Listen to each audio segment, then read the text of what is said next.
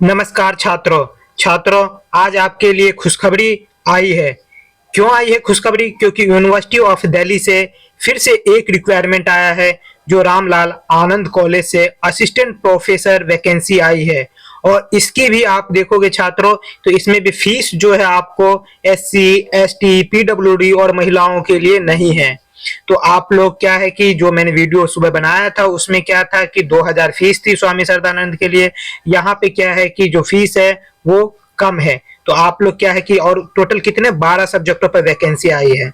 तो इन सब चीजों पर जाने से पहले आप लोग क्या करिए कि चैनल को पहले लाइक और सब्सक्राइब जरूर कर लीजिए, क्योंकि जब भी मैं वीडियो डालूं या जब भी बनाऊं तो वो सही समय पर आपके सामने उपस्थित हो। इसके लिए आप क्या करिए कि चैनल को लाइक और सब्सक्राइब कर लीजिए। अब आते हैं आज के वीडियो पर।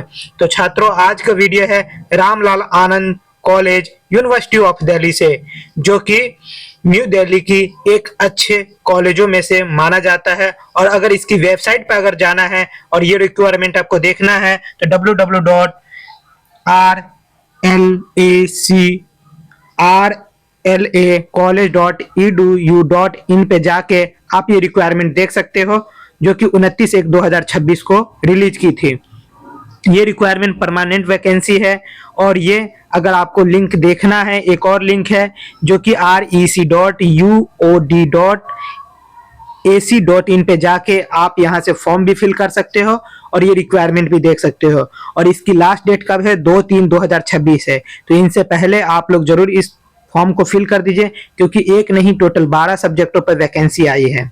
अब आते हैं किन सब्जेक्टों में कितनी वैकेंसी आई है, अब हम वो देख लेते हैं। छात्रों, जैसे कि आप देखोगे कॉमर्स सब्जेक्ट से टोटल 4 वैकेंसी आई है। कई छात्र ऐसे हैं जो कहते हैं कि सर आप कॉमर्स से नहीं बताते हैं, हिंदी से नहीं बताते हैं, बॉटनी से नहीं बताते हैं।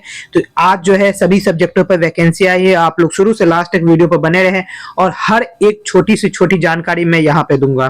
कंप्यूटर साइंस से 2 पद आई है, इकोनॉमिक्स से 1 आया है। और कैटेगरी वाइज आप जरूर देख लीजिएगा, क्योंकि कैटेगरी वाइज ही आप फॉर्म फिल करिएगा। कई सारे कैटेगरी में फॉर्म नहीं आए हैं और कई सारे में आए हैं, तो वो कैटेगरी वाइज ही अपने कैटेगरी के आधार पर ही फॉर्म फिल करिएगा।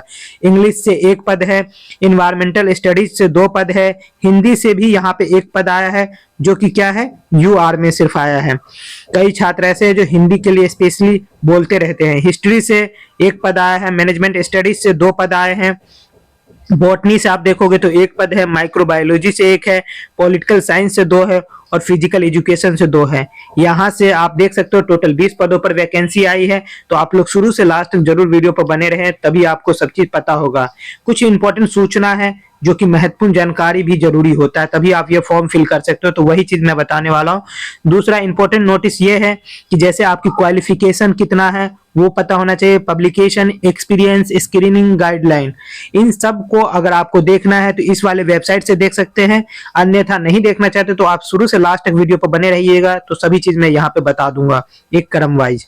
दूसरा, यहाँ पे जो आपको क्वालिफिकेशन की बात मैं बता रहा हूँ, सबसे पहले क्वालिफिकेशन में क्या है कि आपकी PG होनी चाहिए। जैसे कि क्या है, असिस्टेंट प्रोफेसर जो रिक्वायरमेंट आया, आर्ट्स फैकल्टी में commerce, humanities, law, social science, science, language, library, Hindi, पत्रिका, इन सभी के लिए क्या है कि आपकी PG में कितने होने चाहिए? 55% मार्क्स होना चाहिए। साथ ही प्लस में नेट है तो आप फॉर्म फिल कर सकते हैं। मिनिमम क्वालिफिकेशन यही है। बाय चांस आपका PG हो रखा है लेकिन नेट नहीं किसी कारण हुआ है, तो आपको क्या है कि PhD डिग्री है, तब भी आप ये फॉर्म फिल कर सकते हैं। अगर MPhil है तब भी आप इस फॉर्म को फिल कर सकते हैं। जो छात्र कैटेगरी से है उनके लिए, कैटेगरी वालों के लिए, पूरे भारत के छात्रों के लिए यहाँ पे 5% का रिलैक्स है। कोई स्टेट का ये नहीं है, ये सेंट्रल यूनिवर्सिटी से आई है और सेंट्रल से है, तो इसीलिए यहाँ पे कोई ऐसा नहीं है कि इस स्टेट से है तो ये फॉर्म 5% का उसको रिलैक्स नहीं दिया जाएगा। यहाँ पे OBC, SC, ST कैटेगरी सबको 5% का रिलैक्स है। साथ ही आप समय से फॉर्म जरूर फिल कर दीजिएगा। दूसरा, इसमें जो महत्वपूर्ण सूचना है वो क्या है, तो वो जो है guideline of screening short listed. जो स्क्रीनिंग शॉर्ट लिस्टेड कैसे होगी, तो इसमें स्क्रीनिंग शॉर्ट लिस्टेड के लिए यहाँ पे क्राइटेरिया बनाया गया है असिस्टेंट प्रोफेसर के लिए, जो कि API स्कोर के द्वारा चयन किया जाता है। तो ये है ग्रेजुएशन का। जैसे कि आप ग्रेजुएशन में देखोगे कि 80 नंबर आया तो उसके लिए एक 80 से ऊपर या 80 आया तो 21 नंबर होगा, 60 से 80 के बीच में 19 नंबर है, 55 से 60 के बीच में 16 नंबर है और 45 से 55 के बीच में 10 नंबर है। तो अगर ये आपका है तो आपका सिलेक्शन होगा। वैसे ही पोस्ट ग्रेजुएट में अगर 80 है या ऊपर है तो 25 नंबर होगा। वही आपके 60 से लेकर 80 के बीच में है तो 23 नंबर होगा। उसी तरीके से एमफिल में है और पीएचडी डिग्री में, अगर पीएचडी डिग्री है तो 25 होगा। नेट है या जेआरएफ है तो नेट है तो आपको 8 नंबर होगा, जेआरएफ है तो 10 नंबर, जैसे कि नेट का नीचे दिया हुआ है। रिसर्च पब्लिकेशन में पर पब्लिकेशन का 2 नंबर है और 3 पब्लिश का 6 नंबर मिलेगा। टीचिंग के लिए आप देखोगे 10 मतलब 5 सालों का एक्सपीरियंस है, हर 2 नंबर है हर साल का। तो यहाँ पे हर चीज बताया जा रहा है। अवार्ड लेटर का आप देखोगे इंटरनेशनल और नेशनल लेवल के 3 है और स्टेट लेवल में 2 है। तो इस तरीके से आप समय रहते फॉर्म फिल कर दीजिएगा। एमफिल पीएचडी जो भी है तो उसके लिए सिर्फ 25 नंबर है, नेट जेआरएफ के लिए 10 नंबर है और अवार्ड के 3 नंबर है। एकेडमिक स्कोर जितना है वो यहाँ पे बता रखा है, रिसर्च पब्लिकेशन के 3, टीचिंग एक्सपीरियंस के 10। फिर उसके बाद आपका सिलेक्शन होगा तो शॉर्ट लिस्टेड की जाएगी और शॉर्ट लिस्टेड के बाद ही आपको बुलाया जाएगा। शॉर्ट लिस्टेड में अगर 55% से कम नंबर है तो आपको नहीं बुलाया जाएगा। अगर 55 कोई कैटेगरी में है तो उसको बुलाया जाएगा, क्योंकि कैटेगरी वाले जैसे कि उसके 55 है तो 50 भी है तो वो आ जाएंगे। लेकिन अगर कैटेगरी नहीं है तो उसको 55 से ऊपर नंबर होना चाहिए या 55 होना चाहिए, तभी उनको बुलाया जाएगा, अन्यथा नहीं बुलाया जाएगा।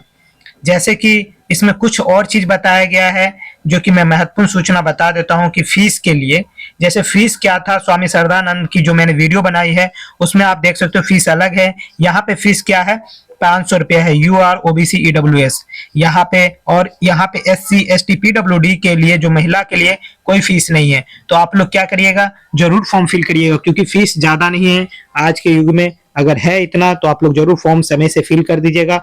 और फीस का जो पेमेंट होगा वो credit card, net banking in सब के द्वारा होगा। तो ये सब चीज देखते हुए आप समय से जरूर फॉर्म फिल कर दीजिए। और भी जो चीज सूचना है मैं बता देता हूँ, नहीं होगा तो वो आप शुरू से लास्ट तक जरूर देखते रहिएगा। और अगर आपका देखना इसलिए जरूरी है क्योंकि आपकी हर एक चीज का ना यहाँ पे बताया गया है। जो आप डाउनलोड करके करिएगा वो यहीं पे मैं आपको बता देता हूँ। वैसे मैंने सब सूचना बता दिया है, अब कोई बाकी नहीं है, लेकिन एक बार मैं जरूर दिखा दूं क्योंकि वो आपके लिए सही रहेगा। इतना ही है। अगर वीडियो अच्छे लगे तो लाइक सब्सक्राइब जरूर कर दीजिएगा, क्योंकि ये आपके लिए ही फायदा होगा। धन्यवाद छात्रों, इतना ही है।